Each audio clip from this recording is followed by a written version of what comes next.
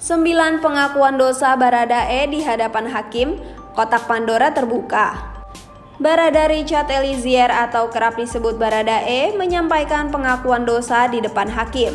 Kesaksian itu disampaikan pada sidang lanjutan kasus pembunuhan Brigadir J di Pengadilan Negeri Jakarta Selatan, Rabu 30 November 2022.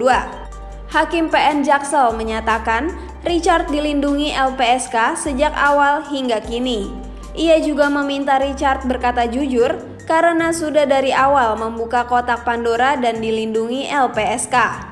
Berikut ini pengakuan dosa Baradae di depan hakim buka kotak Pandora. Pemerintah diawali dengan ketika hakim bertanya alasan Baradae mencabut berita acara pemeriksaan dan ungkap skenario Ferdy Sambo. Baradae mengaku mengalami mimpi buruk. Ketika hakim menanyai apa mimpinya, Baradae mengiyakan bahwa Brigadir J mendatanginya.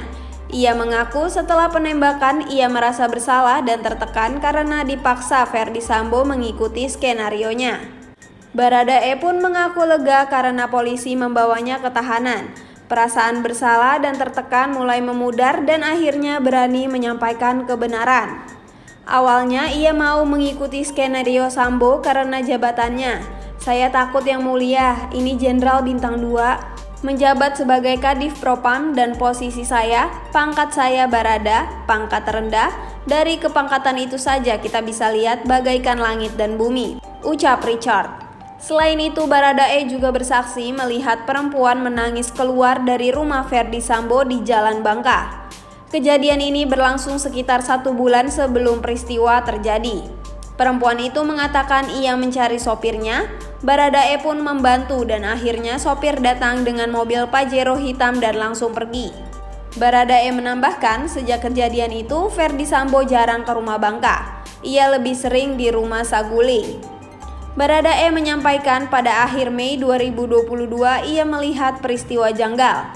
Saat sedang piket, ia melihat Putri turun dan keluar dari rumah Saguling bersama Brigadir J.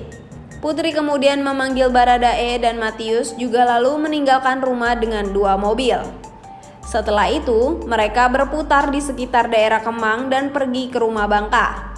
Putri terlihat marah. Setibanya di rumah, Ferdy Sambo beberapa saat kemudian juga tiba di rumah Bangka. Sambo terlihat marah dan masuk ke dalam. Ia tidak tahu apa yang terjadi di rumah itu. Ia juga melihat ada perempuan yang keluar rumah mencari sopir. Perempuan itu terlihat menangis mencari driver dan pergi. Hal ini seperti pernyataan poin 2 di atas.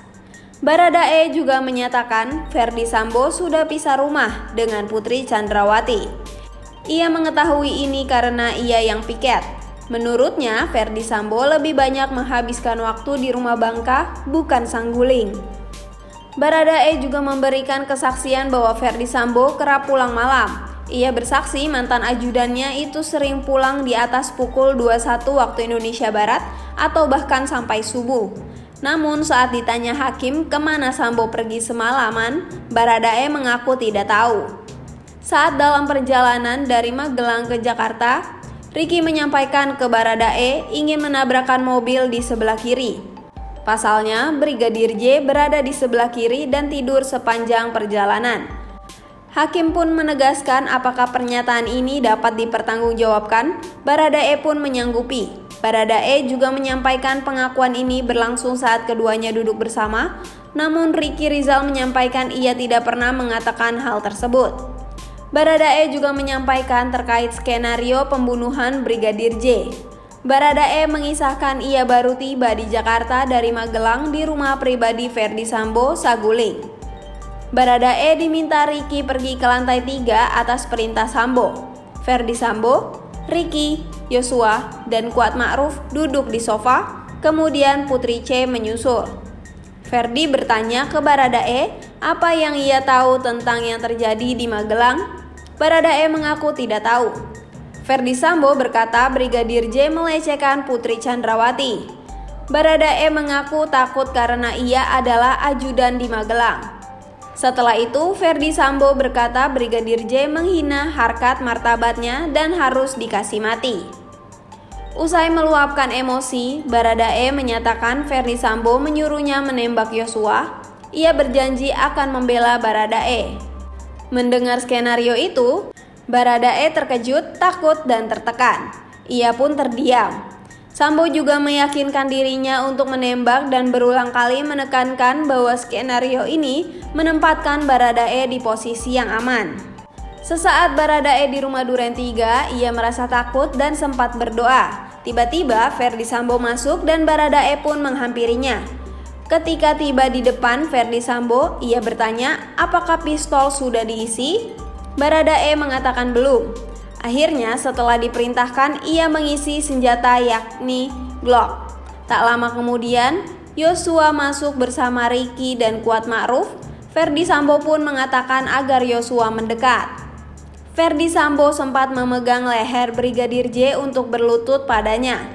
Namun Baradae menyatakan Brigadir J tidak berlutut dan hanya merendahkan tubuh sembari bertanya-tanya apa yang terjadi saat itu. Kemudian Ferdy Sambo melirik untuk memerintahkan kepada Baradae agar menembak. Sambo juga mengatakan agar segera menembak.